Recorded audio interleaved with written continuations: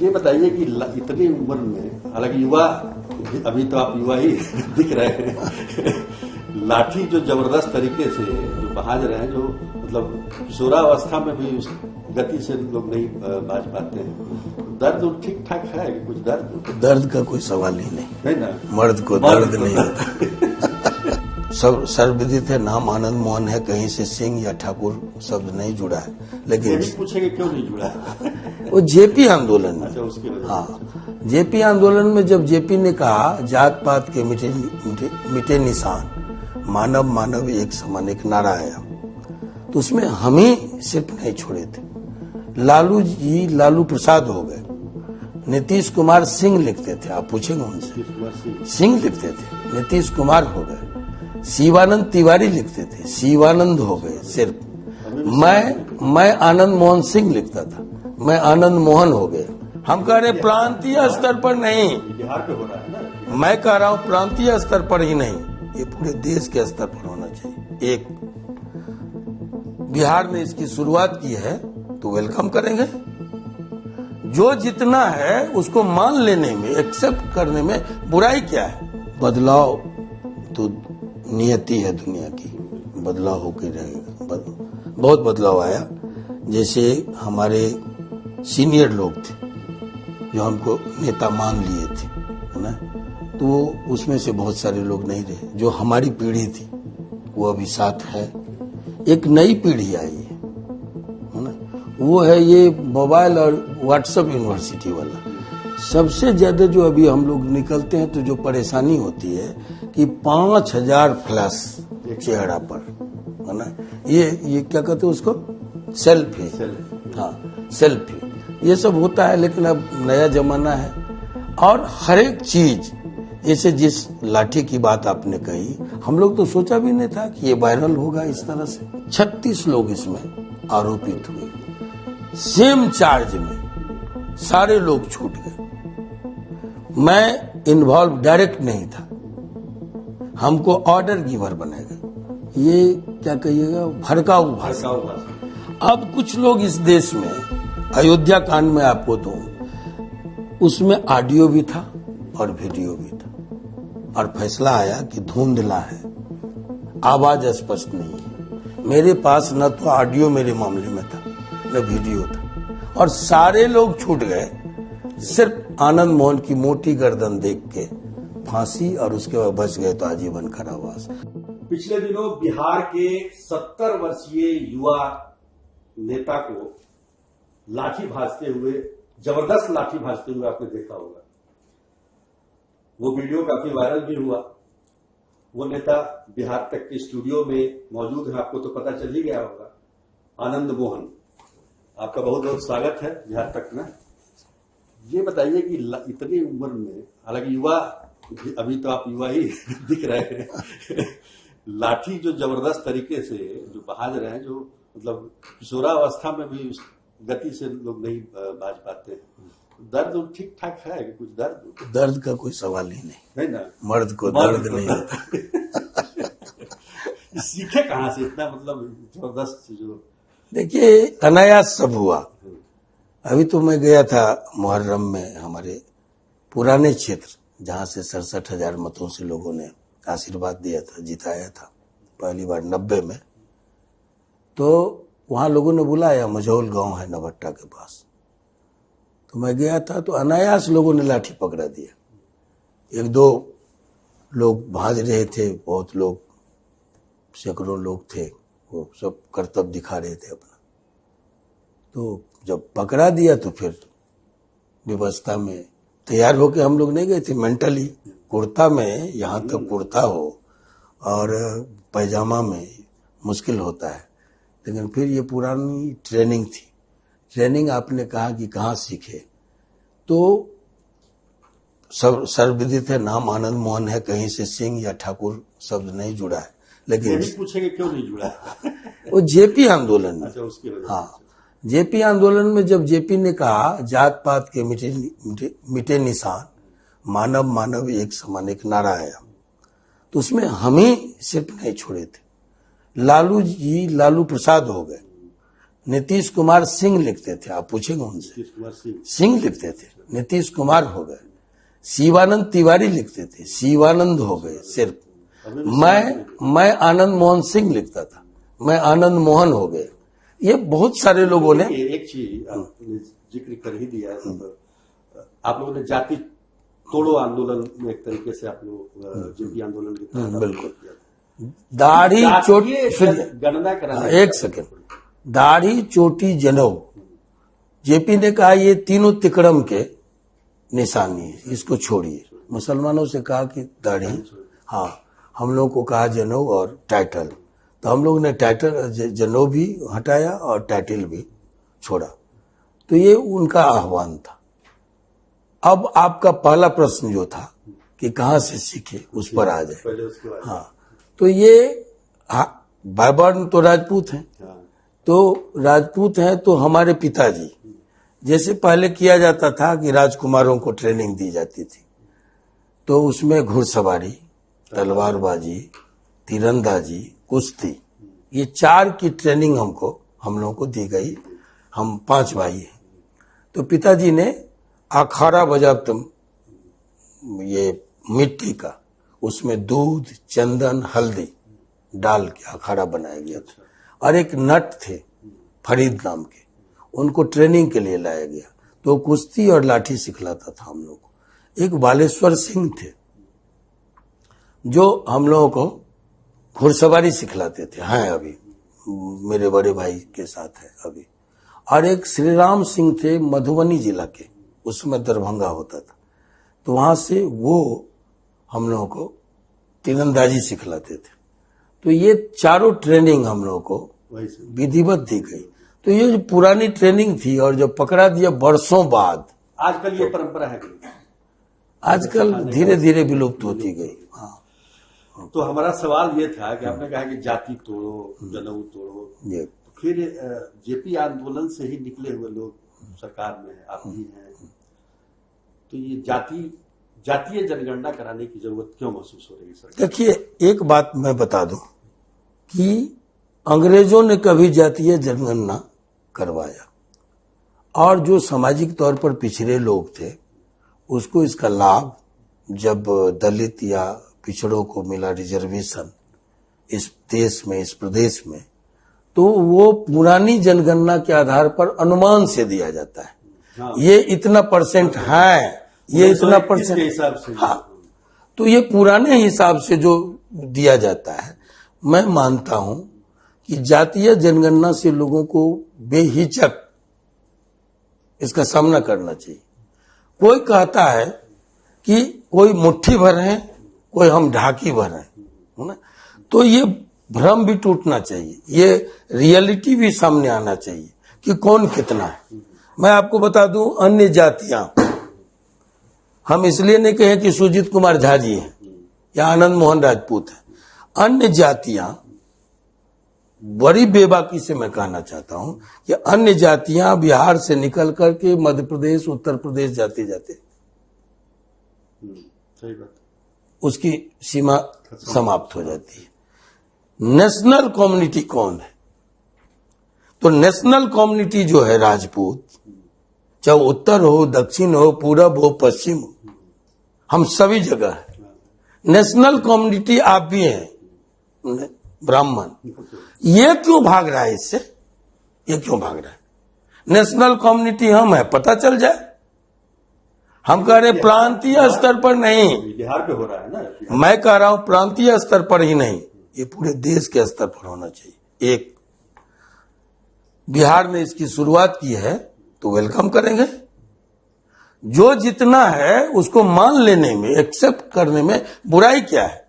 अनुमान पर नहीं, यथार्थ पर, सामाजिक तौर पर पिछड़े लोगों को उसका लाभ मिले।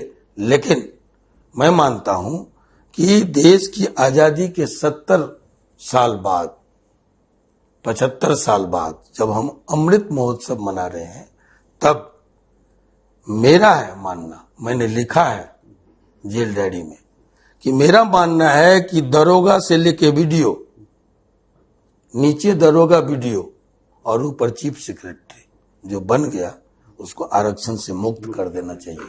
उसी तरह एमएलए एमपी और ऊपर राष्ट्रपति तक जो गया है उसको आरक्षण से मुक्त करके उसके भाइयों को दीजिए, अपने भाइयों को दीजिए, ताकि इसका लाभ सब हाँ बटे, इसका लाभ मतलब सही अर्थों में पिछड़ों और दलितों को मिल सके। मुख्यतः इसलिए जातीय जनगणना के साथ साथ एक और गणना होनी चाहिए, आर्थिक गणना। बिल्कुल, ताकि पता चले कि हाँ। किस जाति में कौन कौन आगे चला गया, कौन पीछे पिछड़ गया। और अगर आपको लाभ ही देना है तो उस जाति में जो आगे चले गए हैं अभी उनको रोकिए, और जो पीछे छूट गए हैं उसको सामने लाइए, उसको लाभ दीजिए। मेरा तो ये मानना था कि इस काम को बहुत पहले कर लेते थे। आप अगर 75 साल बाद कर रहे हैं, हाँ, बिल्कुल। शुरुआत में कर लेते तो आप जो भी विकास के लिए आज जो बात करते हैं कि हर एक समाज के हर एक तबके में विकास पहुंचे, तो इसका मतलब 75 साल से बेकार जा रहा था। हाँ, देर से ही सही। इस 75 साल में ये भी तो हुआ है कि आर्थिक तौर पर बहुत लोग आगे चले गए। हाँ, जो नवद्विज हैं पिछड़ों के, ये मैंने कहा था, डॉक्टर लोहिया ने कहा कि अब जो द्विज हैं उनके विष के दांत टूट गए। अब नवद्विजों से, जो पिछड़ों में और दलितों में नवद्विज पैदा हुए हैं, उन्हीं से पिछड़ों और दलितों को खतरा है। तो क्या आपको लगता है कि ये जो जातीय जनगणना है इसमें बड़ी ईमानदारी से ये चीज पता लगाया जा रहा है कि कौन जाति में कितनी संख्या है, उनकी आर्थिक स्थिति क्या है, विकास के लिए हो रहा है या इसके पीछे कोई राजनीति है? जब राजनेता लोग कुछ करते हैं तो वैष्णव नहीं है लोग, संत नहीं है, उसमें राजनीतिक लाभ भी होता है। आज आप कह रहे हैं जो खुद को सवर्णों को राष्ट्रीय स्तर पर रिप्रेजेंट करने वाली पार्टी है, आप समझ रहे हैं मेरा इशारा, वो इसका स्वागत किया कि नहीं? तो ये राजनीति है ना।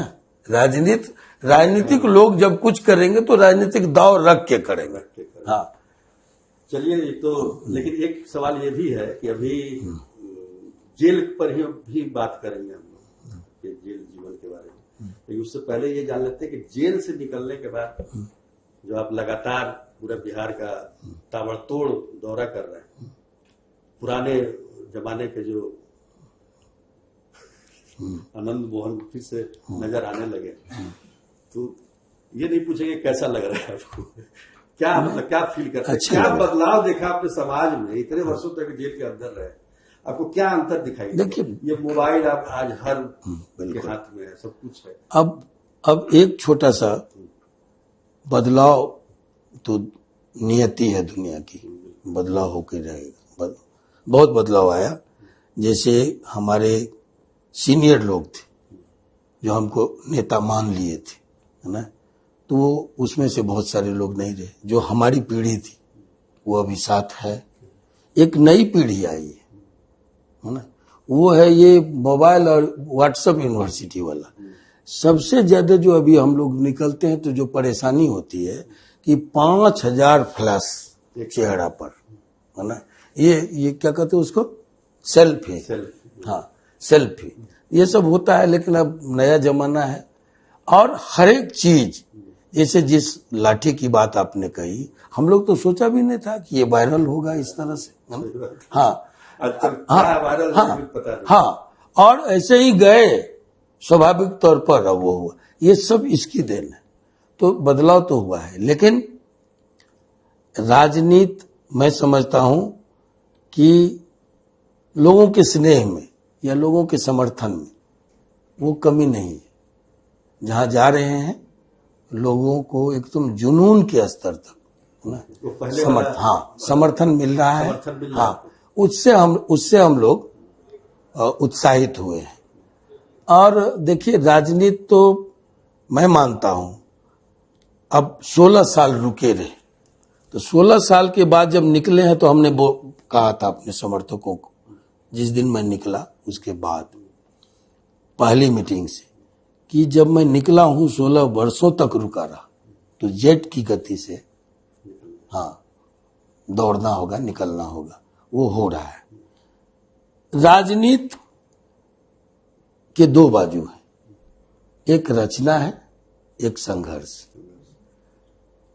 रचना के बगैर सिर्फ संघर्ष की राजनीति बांझ होती है, और संघर्ष के बगैर सिर्फ रचना की राजनीति बांझ होती है। आज राजनीति में न तो रचना रहा है, न तो संघर्ष रहा है, सिर्फ चुनाव आ गया, वोट आ गया। सब कुछ वोट के समय में ही होगा ना। तो मैं मानता हूं, और राजनीति ये वकालत नहीं है, पत्रकारिता भी नहीं है, जहां सिर्फ सफेद कॉलर के लोग राजनीति में होंगे। आज एक फैशन चला है, ये तो दागी हो गया, मुकदमा हो गया, इन पर फलना फलना धारा का मुकदमा। आप बताइए, इस देश में भगत सिंह, बिस्मिल अशफाक, नेताजी सुभाष, ये तो उग्रवादी आंदोलन ना के अग्रगण्य थे, ये हिंसा में यकीन करते थे, तो उन पर मुकदमा लाजमी है। लेकिन जो गांधीवादी लोग थे, तिलक पर मुकदमा हुआ, वो जेल गए, गोखले पर मुकदमा हुआ, वो जेल गए, गांधी पर मुकदमा हुआ, वो जेल गए। आजाद गुलाम भारत में और आजाद भारत में डॉक्टर लोहिया और जेपी पर मुकदमा हुआ, वो जेल गए। जो राजनीति मुकदमे से डर जाएगी, संघर्ष से विमुख हो जाएगी जन सरोकारों के सवाल पर, वो राजनीति बांझ होगी। मैं ऐसा मानता हूं, इसलिए मेरे डरने का कोई सवाल नहीं। वही मैं पूछने जा रहा था कि 8 तारीख को सुप्रीम कोर्ट में सुनवाई हुई, जो भी हो, क्या सोचते हैं आप लोग? जो भी, देखिए, हम इतना जानते हैं, दुनिया जानती है कि आनंद मोहन उस मामले में नहीं थे। सुप्रीम कोर्ट ने हमको सजा जरूर की, सेम मामले में मैं कोई प्रश्न चिन्ह नहीं खड़ा करता, लेकिन 3,500 लोगों को उस हत्या का हिस्सा माना गया, उग्रभीर को। 36 लोग इसमें आरोपित हुए, सेम चार्ज में सारे लोग छूट गए। मैं इन्वॉल्व डायरेक्ट नहीं था, हमको ऑर्डर गिवर बनाया गया। ये क्या कहिएगा, भड़काऊ भाषण।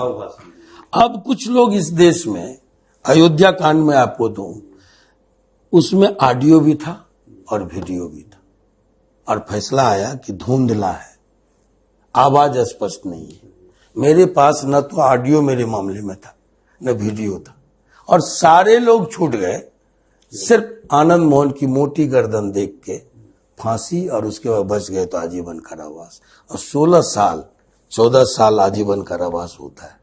16 साल के बाद हम निकले, और फिर से एक साजिश हो रही किसी पर। सारे लोग छूटे, उसमें कभी भी चिल्पो नहीं मचा, फिर सिर्फ आनंद मोहन के मामले में। जबकि सुप्रीम कोर्ट ने सजा तो जरूर दिया, लेकिन अपने एक पैरा है उसमें, 86वां पैरा, उसमें सुप्रीम माननीय न्यायालय, सुप्रीम कोर्ट ने कहा कि घटना बाय चांस है,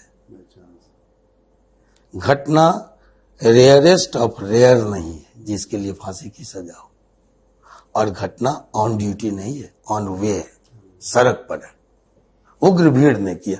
बावजूद इसके आप कहिएगा कि पूरे धैर्य के साथ हमने इस सजा को कबूला, इसलिए कि हमारे पुरखे फ्रीडम फाइटर थे, जिन्होंने आजादी और लोकतंत्र के लिए अपनी 3 पीढ़ियां खपा दी। हम आए तो हम भी उस लोकसभा के मेंबर हैं, उस विधानसभा जो कानून बनाता है, मेरी पत्नी भी, मेरा बेटा भी। अब बताइए, जो कानून आप बनाते हैं, वो कानून आपके खिलाफ चला जाए तो आप उसको मानिएगा कि नहीं मानिएगा? ये राजनीतिक गरिमा का सवाल था, ये कानून की मर्यादा का सवाल था, और हमने उसको पूरे धैर्य के साथ निर्गुण में सगुन तलाशते रहे, जेल में गए, जेल को भाईचारा का मिसाल बनाया। सौंदर्यीकरण अगर कहीं देखना हो तो एक सवाल जानना चाह रहे थे कि आप ही को क्यों फंसाया गया? 36 लोग थे, आपको क्यों फंसाया गया? उस समय की क्या परिस्थिति थी? अब इस मामले को आप समीक्षा कीजिए, आप पर छोड़ते हैं। चलिए, लेकिन मैं मानता हूं कि मैं अंत तक कहता रहूंगा कि मैं उसमें निर्दोष था। जिस समय घटना घटी और मुझको आरोपित किया गया, हम पर चार्ज लगाए गए, उस समय घटना 4:15 की है, और 4:28 पर यहाँ एक एसडीओ और एक डीएसपी मुकदमा कर रहा है, तारा रजक ठीक है। डीएसपी थे। ये दोनों ऑन कहते हैं घटना स्थल पर मैं था, और वहां एक डीएम और प्रभारी एसपी हाजीपुर का हमको गिरफ्तार करता है, जो लिखता है सराय में, जो लिखता है हाजीपुर ढाले पर, हाँ, जो लिखता है कि 4:28 एफआईआर है, मैं आनंद मोहन यहां गिरफ्तार किए गए।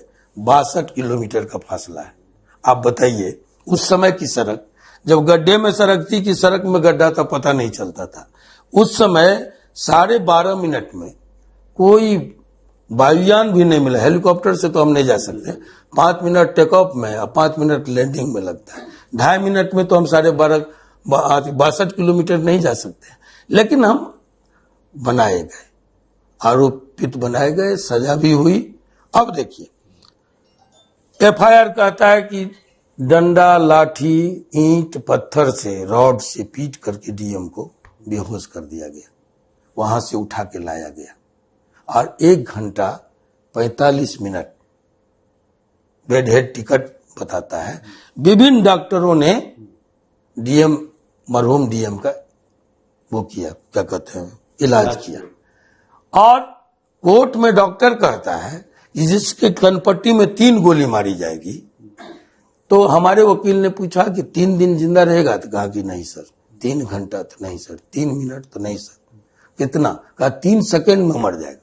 तो जो 3 सेकेंड में स्पॉट पर मर गया, तो एसकेएमसीएच में 1 घंटा 45 मिनट किसका इलाज हुआ? यह कंट्रोवर्सी है। सब कुछ के बावजूद हम टेक्निकल बात नहीं उठाते हैं। माननीय अदालत ने जो फैसला किया मैंने सिरोधारी किया। आगे जो भी होगा पूरी बुलंदी से देने का तो काम अदालत ने ही किया, हम उसको सार स्वीकारेंगे। जो रहे किसकी रहे उससे मतलब नहीं है। लेकिन एक चीज हम ये जानना चाहेंगे कि अब आप जेल से बाहर आ गए हैं, तो पूरे रॉ में राजनीति कर रहे हैं, तो चुनाव लड़ने के आपके कितने चांसेस? एक मुर्गी 2 जगह हलाल नहीं हो सकता। अब जिस मामले में हम ट्रायल में है, तब अलग बात है कि हम चुनाव लड़ने के लायक नहीं है, चूंकि हम पर चार्ज है। लेकिन जब हम सजा हो गई, सजा में भी हम चुनाव नहीं लड़ेंगे। लेकिन जब हम सजा काट लिए सेम मामले में, जिसमें हमको सजा हो गई, हम सजा काट लिए, तो दूसरी सजा हमको नहीं मिलेगी। आयोग फिर से हमको सजा नहीं कर सकती है कि आप चुनाव से वंचित है। इस मामले में कोई आज तक कोर्ट गया ही नहीं। अच्छा, हाँ, कोई कोर्ट ने गया, इसको सिरोधारी किया। मैं इसको चुनौती दूंगा। हाँ, हम जाएंगे, इसलिए जाएंगे कि ये मौलिक अधिकार का सवाल है। हम अगर इस बात को स्वतंत्रता के लिए, लोकतंत्र के लिए हमारे पुरखों ने लड़ाई लड़ी, तो एक व्यवस्था दी। अब अपने हिस्से के हक के लिए अगर हम न जाएं, तो हमसे भीरू कौन होगा? इसलिए इसको हम चैलेंज करेंगे कोर्ट में कि एक बार जिस मामले में मैं 16 साल सजा काट ली, तो दूसरी बार दूसरी सरकारी संस्था, लोकतंत्र की एक संस्था ने हमको सजा दी, हम आपका सिरोधारी के निकल गए। अब दूसरी संस्था भी सेम मामले में नहीं दे सकती है। इसको किसी ने चैलेंज, मैंने सुब्रमण्यम स्वामी जी से इस संबंध में राय ली।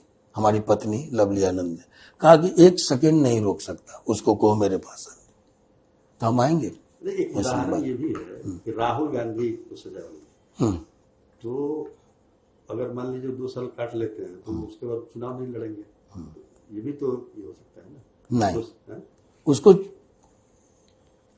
ये आयोग भी सजा के लिए मना नहीं करता है। अच्छा, आयोग कहता है कि 6 साल के लिए आप डिवार किए गए। यही सुनने को आता है कि 6 साल के लिए चुनाव, 6 बरस आप डिवार किए गए, तो सजा काटने उसी में सजा के दौरान ही 6 साल को माना जाएगा।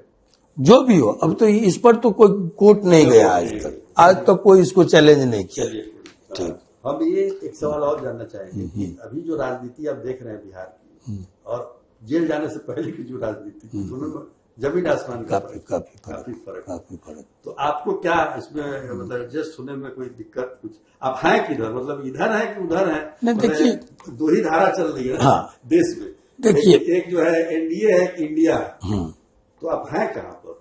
देखिए, हम अपनी जगह हैं। 23 तारीख तक, 23 नवंबर, हाँ, मैं घूम रहा हूं और लोगों को जो लांछन हम पर लगे ये, और दूसरी बात कि कल की राजनीति किधर जाएगी। ये देश की राजनीति गांव, गरीब, किसान, मजदूर की होगी या अडानी और अंबानी की राजनीति होगी, ये लकीर खींच रहे हैं हम लोग। मैं निकला हूं अब इसमें नहीं, स्पष्ट नहीं है। अभी गंगा में, यमुना में, आपको कोसी में, बागमती में, गंडक में बहुत पानी इधर से उधर होना है। हम ये देख रहे हैं, लोग कहते हैं कि आपको देख रहे हैं कि आप क्या कर रहे हैं। हम लोगों को देख रहे हैं कि जो समाजवादी धड़ा है ना, वो सही अर्थों में समाजवादी है। हाँ, या ये जो उछल कूद जारी है उसको बड़ी गौर से हम देख रहे हैं। अभी हमारे जो आप जिस महागठबंधन की बात करते हैं, मैं नाम नहीं लूंगा, आदर करता हूं, कल तक थे महागठबंधन में, मंत्रिमंडल में, आज नहीं है। हम वेट कर रहे हैं कि कौन लोग हैं, कौन लोग नहीं है। हमारा लाइन स्पष्ट है कि मैं जो देश की भावी राजनीति है, पूंजीवाद और समाजवाद ना, तो मैं समाजवादी धारा, हाँ मतलब हाँ बिल्कुल, हाँ जातिवादी समाजवाद नहीं। हाँ, वो लोहिया जी ने कहा, लोहिया के समय में ही सूरज बाबू ने कहा था लोहिया जी को ना, कि एक है गाछ छाप सोशलिस्ट। सूरज बाबू को जान रहे हैं ना? हाँ। उनको बिहार का भगत सिंह कहा गया। उस समाजवाद के लिए जब ललित बाबू ने ऑफर किया कि आप मुख्यमंत्री बनिए, तो वो सिर्फ खांटी समाजवादी थे। तो उनके दामाद ने अपने जीवनी में लिखा, जिसको मैंने जेल में पढ़ा। तो उन्होंने कहा कि नहीं, इनकार कर गए। बहुत सोशलिस्ट आए मनाने के लिए, कहा कि नहीं, हम गैर कांग्रेसवाद के पक्ष में थे और हम जो है, तो वो अलग रहे, सीएम के पद को इनकार कर दिया। उन्होंने लिखा अपने भेंट में, जिसके बाद डॉक्टर लोहिया मर गए, पटना में मुलाकात हुई, बुलाए, तो वो बोले कि जो सोशलिस्ट पार्टी है वो दो तरह के सोशलिस्ट है, एक गाछ छाप सोशलिस्ट, एक जात छाप सोशलिस्ट। उसी समय बोले? हाँ, उस समय बोले थे। तो गाछ मन बरगद, उस समय था बरगद, तो गाछ छाप सोशलिस्ट और जात छाप सोशलिस्ट उन्होंने कहा कि हम लोग गाछ छाप के साथ, बाकी आपके जो लोग हैं वो जात छाप हो गए। तो सोशलिस्ट का मतलब सोशलिस्ट ओरिजिनल, जो गांधी लोहिया जयप्रकाश का गांधीवादी सोशलिज्म है ना, जिसको हम लोग ने लड़कपन में आत्मसात किया। और जेपी आंदोलन आज है, दिखता है, लेकिन वो माने क्या कहिएगा, हाँ, ये सोशलिस्ट विचारधारा का विलुप्त होना या मृतप्राय होना देश के लिए दुर्भाग्यपूर्ण है। चलिए, राजनीति पर बहुत बात हो गई। हमने आपको शुरू में कहा था 70 वर्ष के युवा नेता, ये मतलब इतने चुस्त दुरुस्त जवान कैसे बने हुए हैं आप? हम लोग का देखिए अब क्या कुछ थोड़ा नियमों को पालन करते हैं, क्या थोड़ा बताइए हम लोग को भी कुछ, हम लोग बस अनुसरण करें उसका। मेरा जो है 3:45 में उठ जाना, अरे सुबह में? हाँ, सुबह में। उसके बाद नित्य क्रिया से निवृत्त होके अपना अध्ययन, लेखन, यही वजह है, वही मेरा समय है 6:30 तक। 6:30 के बाद हम निकले तो अपना थोड़ा सा घूम लिए, फिर गोटे घंटा या कभी कभी घंटा से ज्यादा, कभी कभी घंटा से 5-10 मिनट कम योग कर लिए। हाँ, योग के बाद फिर फल और ये जो फाइबर युक्त जो होता है, जैसे मूंग हुआ, चना हुआ, ये सब, तो इसको नींबू और थोड़ा सा प्याज, हरी मिर्च में खा लेना, हो गया। 11:30 बजे उसको कहिए खाना नाश्ता जो भी हो वो ले लिए, 9:45 हम अभी बाहर निकले हैं तो स्थिति दूसरी है, रूटीन बदल गई। 9:45 सो जाना। अगर किसी ने खाना दिया तो ठीक है, नहीं दिया दूध पिए सो गए। तो ये जो बस हमारा अपना निजी समझ। खाना आप एक ही बार खाते थे? नहीं, 2 बार। तो एक बार दिन में खाए। हाँ, जो लंच होता था वो फुल है ना। उसके बाद शामों में नहीं, फिर शाम में 9:45 के पहले 8:30 8 तक अगर दे दिया लोगों ने तो ठीक है, नहीं तो 9:45 बजे सोने गए तो 1 गिलास दूध वैसे लेते हैं, लेकिन 1 गिलास दूध लिए। आज सीएम साहब से मिलने गए तो उन्होंने कहा कि जो दूध वो जान रहे थे रूटीन, तो हमने कहा कि आप मुसीबत मत लीजिए मेरे चलते। तो बस एक आज गए थे हम लोग मिले। क्या बोले सीएम साहब के बारे में? नहीं, जो अभी जो बंद हुआ, अभी जो सहरसा बंद था, वही मैं कहना चाह रहा था। ऐतिहासिक बंद रहा। ये आजादी के बाद जब से सहरसा बना है तब से सहरसा के सर्वांगीण विकास और उसके साथ लगातार हो रहे सौतेलापन के खिलाफ एक आक्रोश का प्रस्फुटन था जो पिछले परसों हुआ। हाँ, उसी में गला उगला भी फंस गया। लगातार 7 बजे से धूप में निकलना, चिल्ड पानी पीना, और सड़कों पर घूमना, मोटरसाइकिल से घूमना, ये लगातार। लेकिन जो भी हुआ स्वतः स्फूर्त था, सारी पार्टियों का एम्स के साथ साथ हम लोग का एक सर्वांगीण विकास का जो ब्लूप्रिंट था कि एयरपोर्ट सबसे पहले हमारा हुआ कोसी क्षेत्र में। वो एयरपोर्ट अंतर्देशीय उड़ान के काबिल नहीं समझा गया। जो राजा जी का था दरभंगा में, मैं मानता हूं कुमार सुबेश्वर सिंह जी के नाम से होना चाहिए। हम कृतज्ञ पीढ़ी हैं जिनके एयरपोर्ट को हम ले लिए, यूनिवर्सिटी को हम ले लिए। आज जो बीएचयू बना है उसमें सबसे बड़ा किसी का योगदान है तो वो दरभंगा महाराज का है। तो आप उनका एयरपोर्ट ले लिए और उनका नाम भुला गए। नहीं, आप भले विद्यापति जी का हो, ये चालाकी है। नहीं, ये जो नए राजा हैं लोकतंत्र के, वो जो पुराने राजे महाराजे थे उनका नाम इनसे बेहतर ना, उनको मिटाना चाहते हैं। मैं इसके खिलाफ हूं। लेकिन वहां आप जानते हैं दरभंगा एयरपोर्ट के चारों तरफ पानी का जमाव होता है। सहरसा में ऐसा नहीं है। अंतर्देशीय उड़ान के लायक हमको नहीं समझा गया। ओवरब्रिज हम बरसों से मांग रहे हैं, सुपौल में बन रहा है, अन्य जगह बन रहा है ओवरब्रिज के लायक। हाँ, वो जाम से हकलान है सहरसा। आज 3 ओवरब्रिज सहरसा को चाहिए जो नहीं हुआ। आप एम्स की बात छोड़ दीजिए, सुपौल में मेडिकल बना, अभी हमने मुख्यमंत्री जी के पास से उठाया और नोट करवा के आए कि आप मधेपुरा को इस लायक समझे, सुपौल उस लायक है, लेकिन सहरसा। यूनिवर्सिटी पहले मंडन भारती खुल गया हमारे यहाँ, उसकी वो कार्यालय खुल गए, अधिकारी आ गए, 8 साल तक चला यूनिवर्सिटी का कार्यालय और वो उठ गया। हमको किसी से जलन नहीं है। जो लोग उठा के ले गए, हमने कहा अपने सहरसा वासियों को कि उन लोगों का पर दोषारोपण मत दीजिए। वो चालाक थे, वो पड़ोसबान थे।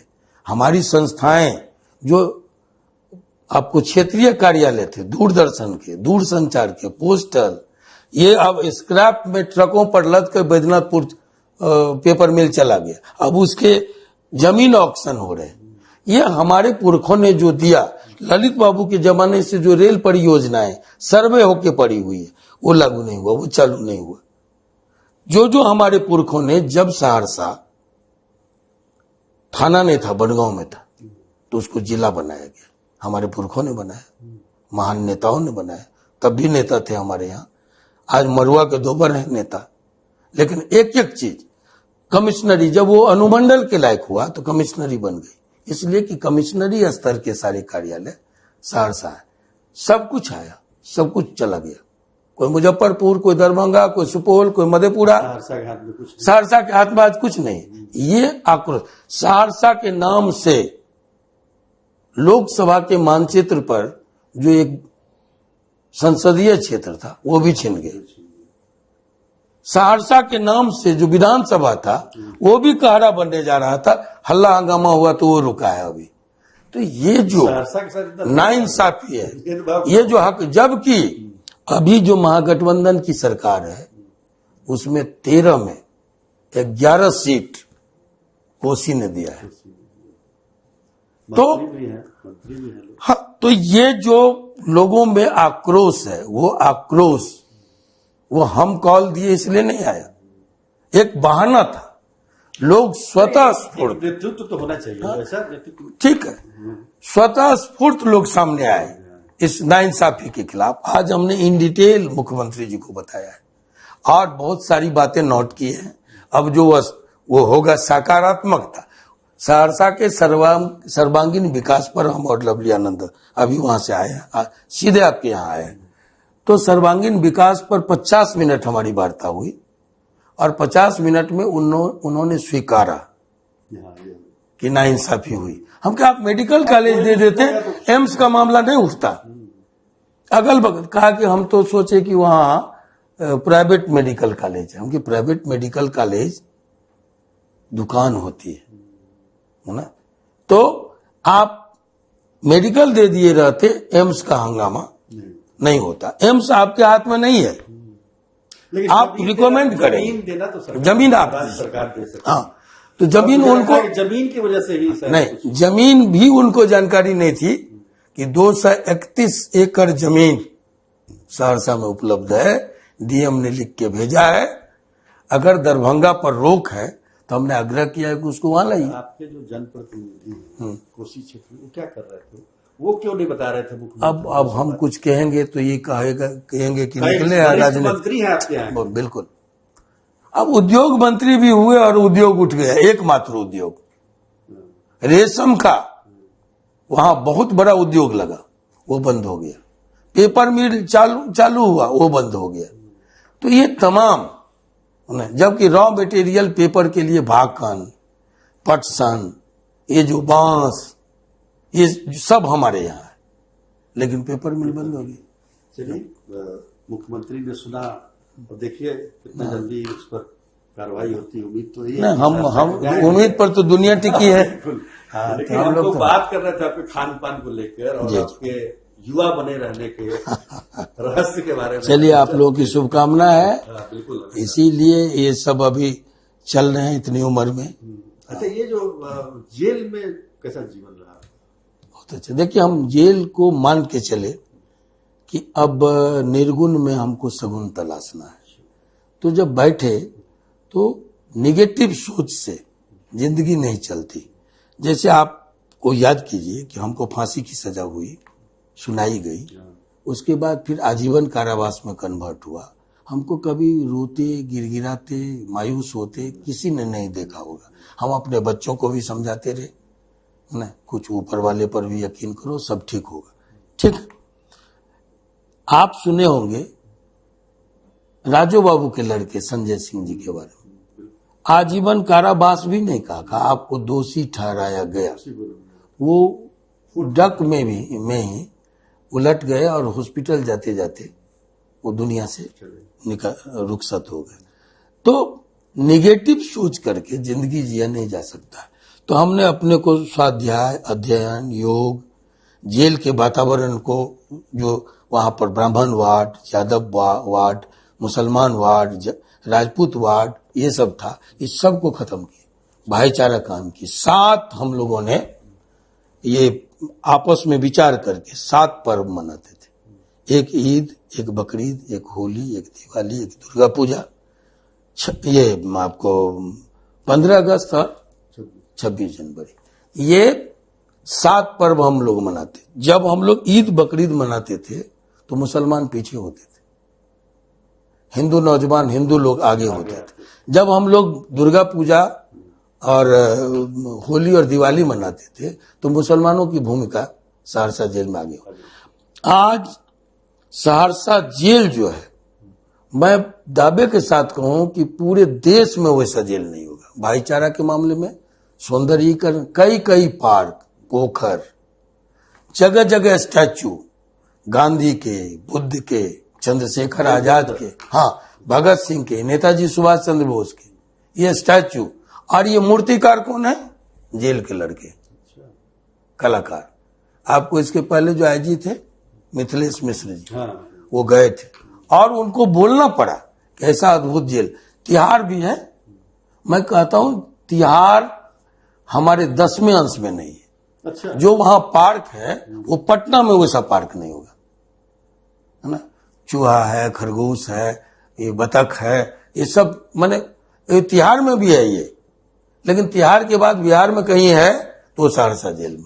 और इसके पीछे हम लोग लगे रहे। इतना सुंदर वर्णन आप कर रहे हैं कि उसमें जाने का मन कर रहा है। आप जो गए हैं और उतना ही नहीं, आपको गांधी जयंती पर हम लोग बुलाते थे लोगों को, माने अधिकारियों को भी, न्यायिक अधिकारियों को भी, और बाहर के जो स्कॉलर लोग थे, विभिन्न गांधीयन फिलोसफी के एक्सपर्ट, उनको जेल विभाग बुलाता था और हम लोग बजाबते उस विचारधारा से, हाँ, वो बहुत अच्छा।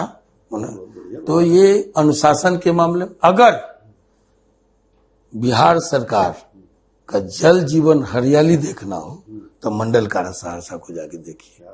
और अगर प्रधानमंत्री का स्वच्छता अभियान कहीं देखना हो तो मंडल कारा। और सब जगह नाटक हुआ होगा, ड्रामा हुआ होगा।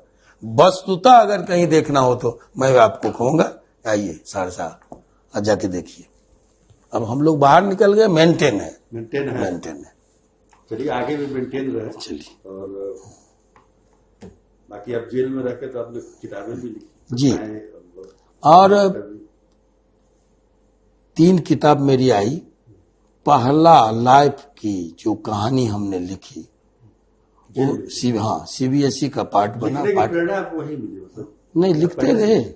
पहले भी हिंदुस्तान में हम छपते थे, पहले भी आज में हम छपते थे। हाँ, किताब जो लिखने का है वो मैं स्टार्ट जो हुआ क्रांति दूत पत्रिका से 17-18 साल की उम्र में हम लोग वो इमरजेंसी और उसके जेपी आंदोलन में निकालते थे। तो लिखने पढ़ने का शौक था और वहां गए तो फुर्सत मिली। देखिए, जब लंबी ऊंची दीवारों, ये जो लाल दीवार होता है, उसके बाहर जब लोग नहीं देख पाता है तो लोग स्वयं के अंदर झांकता है। और जब व्यक्ति जितनी गहराई से, गंभीरता से आप अपने अंदर झांकेंगे, बातें उतनी गहरी बाहर निकलेगी, नहीं उतनी गहराई से। तो वही हुआ, हम लोग लिखते रहे। 3 किताबें मेरी प्रकाशित हुई, राजकमल जैसे जो मानक प्रकाशन है वहां से।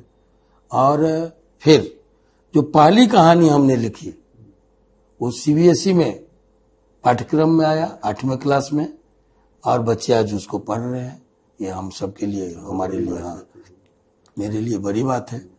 और अभी हाफ दर्जन किताबें, 6 किताबें प्रकाशनाधीन है। अच्छा जी, कारागार की कहानियां, गुमनाम नहीं मरूंगा, जेल डायरी 2 पार्ट, ये सब अभी प्रकाशनाधीन। जेल डायरी अभी बची हुई है, हाँ, वो तो निकलने के बाद ही ना हो कुछ उसमें। हाँ, बहुत कुछ। हाँ, बहुत मटेरियल। फिर मैंने जो वो अपनी आत्मकथा लिखी उसको लोग ले गए हैं फिल्म के लिए। अच्छा। हाँ, लोग वेब सीरीज के लिए कहते रहे। भोजपुरी रविशंकर जी, रवि किशन जी ऑफर किए हमसे, बात करके हम कोर्ट आए थे कि भैया इसको दे दीजिए, आपसे पर्सनालिटी भी मेरी मिल रही है, हम जो है स्वयं इसको बतौर हीरो भोजपुरी में। हमने कहा रवि किशन जी पूछिएगा, हमने कहा रवि किशन जी भोजपुरी में अश्लीलता घुसा दी जाती, मेरे लिए आप कीजिए, जहां लवली आनंद का पात्र हो और वहां उनको नचवा दीजिए आप, तो घर में युद्ध हो जाएगा। हाँ, या कोई अश्लील डायलॉग आ जाए, हाँ, तो उसको भोजपुरी से हम बड़ी विनम्रता से उनको ये वहाँ वो बोले कि हमारा अपना हाउस है, प्रोडक्शन हाउस, आप इजाजत दीजिए। तो लेकिन हमने मना कर दिया। चलिए, उसका भी इंतजार रहेगा आपका। आपको सब सर्वप्रथम जन्मदिन का मुबारकबाद दे दे, जानकारी मिली। आप हमारे स्टूडियो में आए, बिहार तक के स्टूडियो में आए, तो अच्छा लगा। आपका बहुत बहुत धन्यवाद। चलिए, थैंक यू।